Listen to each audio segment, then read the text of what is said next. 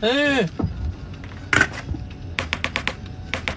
تكنولوجيا تكنولوجيا تكنولوجيا عشدنها تكنولوجيا عشدنها تكنولوجيا. تكنولوجيا. Eh, mes Barcelonais, je sais que ça fait mal. Vous avez mal. Je sais que ça fait mal. Mais les gars, restons tranquilles. Si c'est pas à cause de ce gangster, ce meurtrier, ce nul-là d'Arojo, actuellement on était en finale. Mais c'est pas grave. Faisons confiance à Hansi Flick. Il nous a donné super coupe. Coupe du roi. Bientôt la Ligue, il reste la Ligue des Champions. Il arrive en demi-finale. Nous, on ne peut pas cracher sur notre équipe. Ils se sont battus cette année. Tout le monde a eu peur, tout le monde a peur de nous. Mais ça arrive, ça peut arriver. C'est pas grave. Ça compte d'Arojo. Si aujourd'hui on est éliminé, ça compte d'Arojo, ce nul-là. Avec ses pieds X, ce gangster, ce vaurien d'Arojo, ça compte de lui. Mais c'est pas grave. À l'année prochaine. Tant que la FIFA n'a pas supprimé notre club, on sera toujours là. On reste toujours la meilleure équipe pour moi, ça ne change pas. Donc, on va se concentrer sur la Ligue. Il reste 4 matchs. On doit affronter le Real des voleurs. Ces nuls-là, ces incapables, ces gens qui n'ont même pas honte. Le Real des voleurs, club de merde. On doit les affronter le dimanche.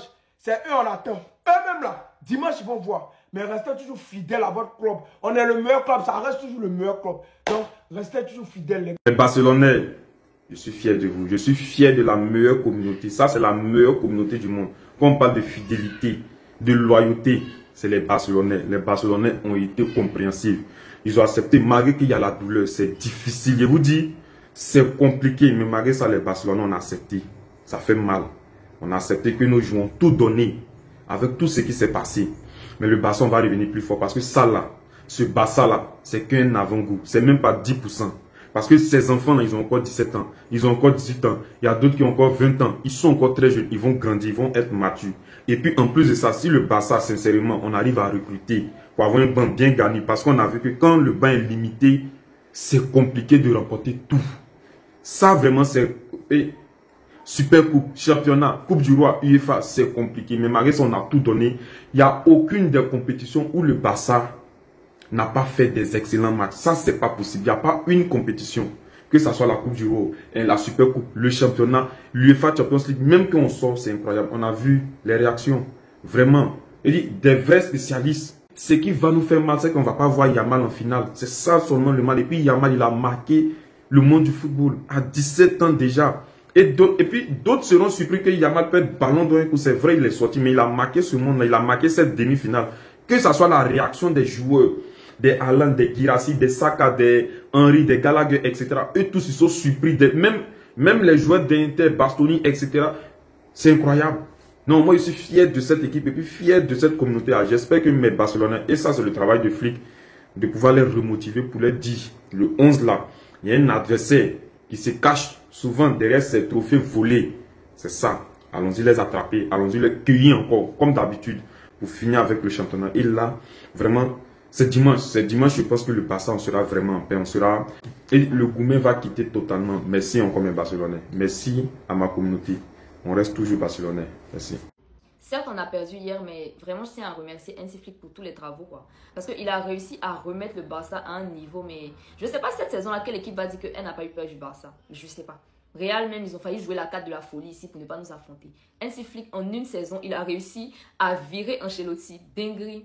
En une saison, il a réussi à mettre Ancelotti dehors, en fait. Franchement, ce qu'il réalise cette saison-là, c'est tout simplement incroyable. Avec un effectif limité aussi, en fait. Il réussit à remettre le Barça tout en haut de l'échelle. Et franchement, ça, c'est vraiment à saluer, c'est vraiment à encourager, quoi. En fait, il a tellement apporté. Il a réussi à tirer le meilleur en chaque joueur, en fait. Et ce qui m'étonne le plus, c'est ce qu'il a réussi à instaurer mentalement. Est-ce que vous vous rendez compte qu'avant, dès qu'on a carton rouge, on sait déjà qu'on a perdu le match en fait. C'est juste le score, on ne connaît pas, hein, mais on sait déjà qu'on a perdu. Mais c'est le Barça qui est fort mentalement comme ça. C'est le Barça qui est mené 2-0, qui arrive à revenir. Regardez même le scénario du match hier soir en fait. Un scénario invraisemblable. Franchement, merci à Hansi Flick pour tous les travaux. Et donc, on va retenir que l'erreur n'annule pas la valeur de l'effort accompli, tout simplement. Parce que voyons ce que Hansi Flick a instauré. En fait, je ne doute même pas du fait qu'on va revenir encore plus fort, en fait, Visca Barça. Le point positif, c'est que rien, il n'y a pas point positif ici.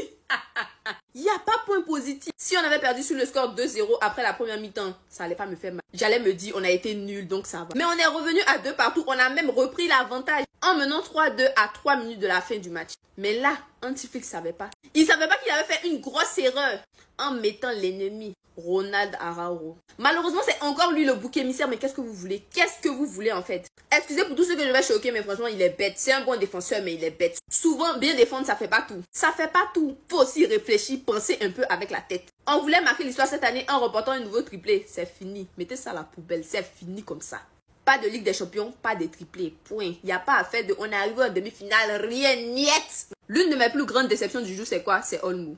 Oui, vous allez me dire, il a marqué le but de l'égalisation du 2 partout, etc. Mais aujourd'hui, je suis désolée, il a été nul. Oui, il a été nul. Et quand on met 60 millions sur un joueur, c'est pas pour qu'il vienne nous produire ce genre de match, désolé. Vous allez penser que je m'acharne, mais pas du tout. À côté de ça aussi, il y a Chesney. Chesney qui s'était avéré un peu plus tôt dans la saison comme notre sauveur. Aujourd'hui, c'est lui qui nous plombe. Quand tu regardes en face, Yann Sommer, il a fait 7 arrêts. Il a littéralement dégoûté tous les attaquants, tous les joueurs du Barça aujourd'hui. Qu'est-ce que Chesney lui a fait? Qu'est-ce qu'il a fait? Il n'y a pas à faire de on n'a pas démérité, on a démérité, on n'est pas passé.